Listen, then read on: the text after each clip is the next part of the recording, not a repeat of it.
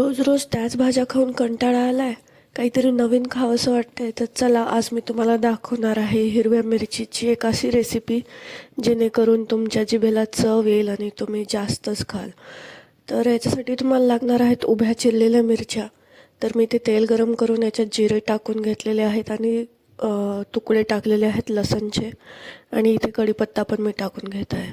त्याला नीट असं फ्राय करून घेतल्यानंतर मी इथे टाकत आहे उभ्या चिरलेल्या मिरच्या, ज्या की आपल्याला मधून चिरून घ्यायच्या आहेत.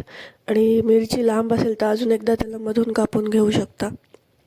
तर इथे थोडंसं पाणी टाकून मी याला चांगली वाफ येऊ देते, जेणेकरून मिरच्या थोड्याशा आपल्या शिजतील.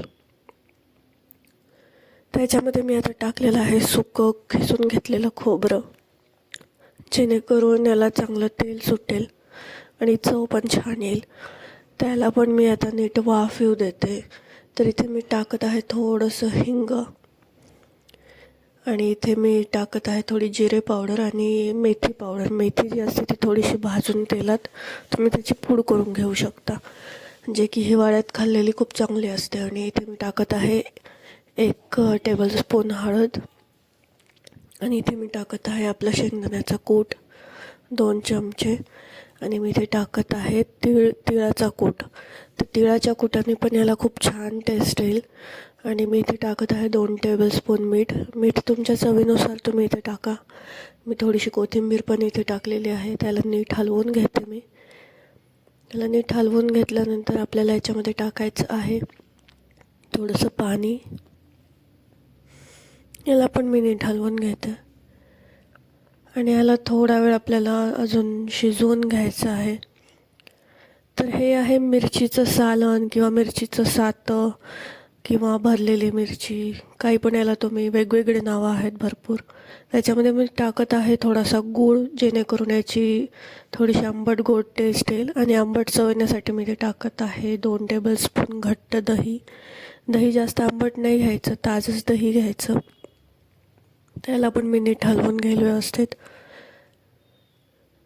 तर याला आपल्याला एक झाकण ठेवून 5-10 मिनटं याला छान शिजवून घ्यायचं आहे.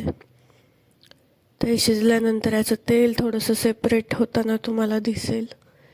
जेव्हा ते तसं तेल दिसेल तुम्हाला सेपरेट झालेलं, तेव्हा तुमची मिरची तयार आहे. त्याला तुमच्या आवडीनुसार किंवा कन्सिस्टन्सीनुसार तुम्हाला वाटत असेल तर इथे थोडंसं पाणी आणि थोडंसं तुम्ही इथे दही टाकू शकता, जर तुम्हाला थोडीशी अजून आंबट त्याची चव पाहिजे असेल तर. ही मिरची खायला खूप छान लागते, आंबट गोड. आणि आपल्या पोळीसोबत किंवा भाकरीसोबत किंवा भातासोबत देखील तुम्ही याला छान खाऊ शकता. एखादी एक्स्ट्रा पोळी खाण्यात येईल तुमच्या, करण्याची टेस्ट इतकी छान लागते. त्याला नीट असं मी हलवून घेते. तुम्ही बघू शकता इथे तेल सेपरेट झालेलं आहे. तर तुम्हाला ही मिरचीची रेसिपी कशी वाटली नक्की सांगा, आणि चॅनलला न विसरता सबस्क्राईब करा आणि शेअर करा. थँक्यू.